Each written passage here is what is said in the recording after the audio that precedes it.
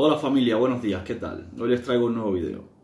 Este video no era el que iba a subir esta semana, pero creo que merece la pena el cambio. Les voy a explicar por qué. Hace unos días todos vimos con sorpresa la noticia que daba el gobierno cubano sobre un aumento de los salarios en Cuba. A raíz de esta noticia, un amigo mío, un amigo de hace muchos años, 20, 25 años, comenta en las redes sociales que muchas gracias al gobierno cubano por ese gran esfuerzo de subir los salarios, que iba a mejorar mucho la calidad de vida.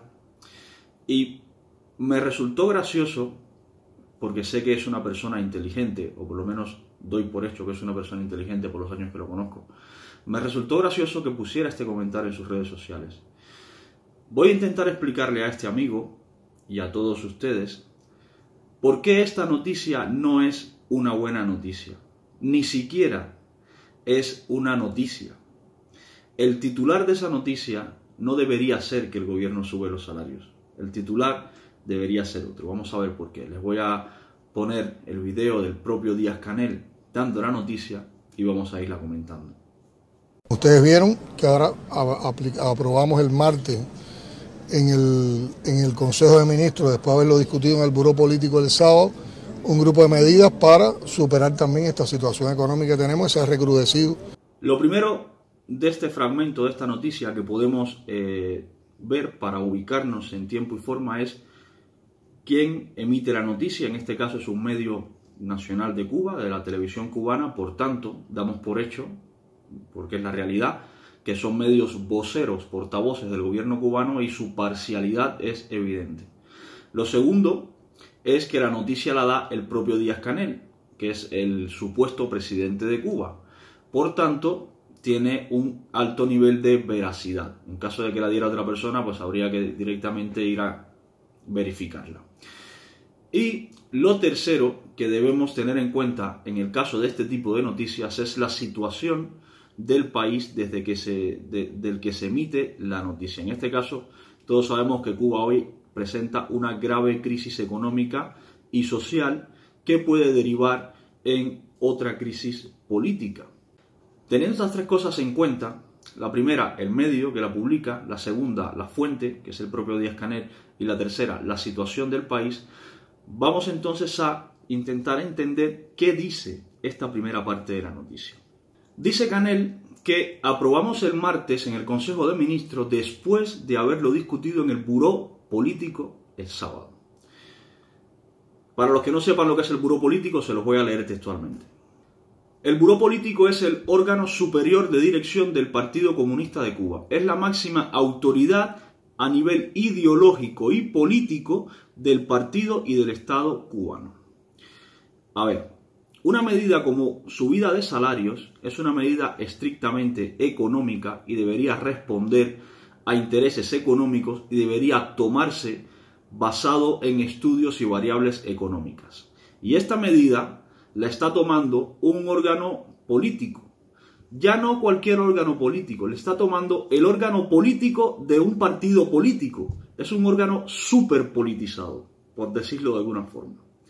Por tanto, la medida económica que debería ser estrictamente económica para un bien o un fin social o un fin económico, pierde su sentido de ser. ¿Por qué? Porque la está tomando un organismo político. Y los organismos políticos, para que lo entendamos, toman medidas basadas en ideas políticas y en intereses políticos.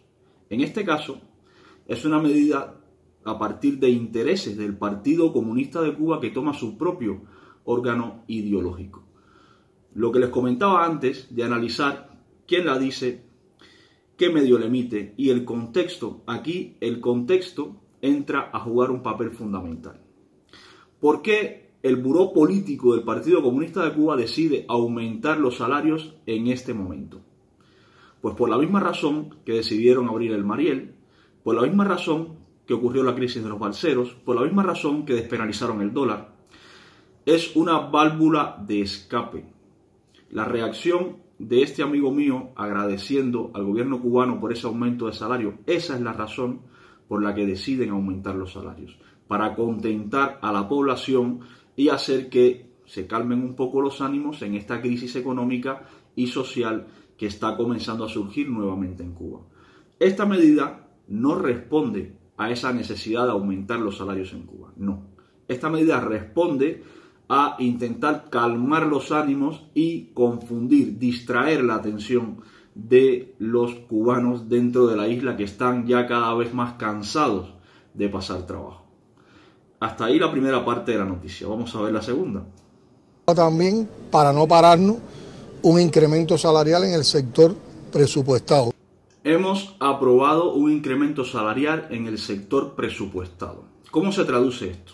El sector presupuestado en Cuba vendría a ser lo que es el sector público, los empleados públicos en cualquier otro país del mundo. Ante una crisis económica, el protocolo más frecuente por parte de los gobiernos es o congelar el salario de los funcionarios públicos o directamente recortarlo, disminuirlo. En el caso de Cuba, van en contra de cualquier protocolo y lo que hacen es aumentarlo. Precisamente por lo que les decía antes, esta medida no responde a ningún interés económico, esta medida responde a un interés político, a ese interés de contentar a la gente, igual que hacía el circo romano, lanzando pan. Ese es el objetivo de la política y una vez más se equivocan, pero vamos a continuar viendo la noticia. Porque el sector empresarial, con las cosas que hemos ido haciendo para las empresas, está en mejores condiciones, se ganan mejores salarios, pero tenemos un sector presupuestado muy amplio donde están los maestros, los trabajadores comunales, los profesores universitarios, los médicos, los trabajadores de las instituciones estatales que tenían un salario muy bajo. Ahora vamos de un salario medio en el sector presupuestado de 400 pesos a un salario medio de 1.067 pesos. Un aumento para el sector presupuestado o sector público de 400 pesos, que era el salario medio, a 1.067 pesos, que es lo que proponen aumentar. Esto equivale a más de un 100% del salario, de aumento del salario. Esto no es una mala noticia en sí, esta parte, ¿vale? No es malo que te aumenten el salario. Ahora, ¿qué supone en Cuba que te aumenten el salario a 1.067 pesos? ¿Hay alguna diferencia en Cuba entre ganar 1.067 pesos, 2.000 pesos, 3.000 pesos y ganar 400 pesos? La diferencia son 4 o 5 libras de carne de cerdo más. Esa es la diferencia. La diferencia es que si antes tardabas 8 meses ahorrando para comprarte un par de zapatos, ahora vas a tardar 5 o 4 meses de ahorro. Esa es la única diferencia. Al gobierno cubano no le supone ningún esfuerzo aumentarte 1.000 pesos, pero tampoco le supondría ningún esfuerzo aumentarte 10.000. Porque el peso cubano, el CUP, no vale nada. Es papel, es esto. Esto es un CUP. Vale exactamente lo mismo. Y al gobierno cubano le daría igual pagarte 1.000 que pagarte 10.000. No le supone ningún esfuerzo. Por tanto, ese supuesto aumento de salario se traduce en que te están dando más papel. No te están dando dinero. Vamos a seguir. O sea que no es todo lo que vamos a ir con la reforma salarial, pero no nos paramos. Damos un primer paso, avanzamos. Ahora tenemos que controlar que los precios no se disparen. Porque lo que queremos con este incremento de salario es que haya más poder adquisitivo en la población. Por lo tanto, ahora tenemos que prever que no suban los precios en el sector estatal, que eso los controlamos estatalmente, y vamos a discutir con el sector privado, que el sector privado no puede subir precios. Y esto que acabamos de escuchar, a mi modo de ver, es el titular de la noticia. El titular debería ser: el gobierno cubano controla los precios para poder subir los salarios. Estas personas, evidentemente, los gobernantes cubanos todavía no han entendido nada. Siguen sin saber cómo funciona la economía y siguen intentando controlar los precios pensando que es una solución para mejorar el poder adquisitivo. Los comunistas y los socialistas, desde sus orígenes, tienen problemas con los precios. Desde que Karl Marx planteó o replanteó la teoría del valor trabajo, que fue un error garrafal y es una de las dos bases principales del comunismo, pues desde ese momento, desde esa teoría errónea, estas personas siguen insistiendo en el mismo error, intentando controlar los precios y siempre han tenido el mismo resultado. Si topas los precios, si los fijas o si los manipulas de alguna forma desde el poder estatal, ya sea precios del sector privado o del sector estatal, estás creando un conflicto de mercado. Esto es economía básica, esto es economía para niños de primaria. Estás violentando la ley de la oferta y la demanda y seguramente provocarás un mayor problema del que pretendes solucionar, aunque tus intenciones sean buenas, aunque tus intenciones, que no creo que este sea el caso, pero aunque tus intenciones realmente sean mejorar el poder adquisitivo, si controlas los precios, si topas los precios, si congelas los precios, el problema que provocarás será mayor.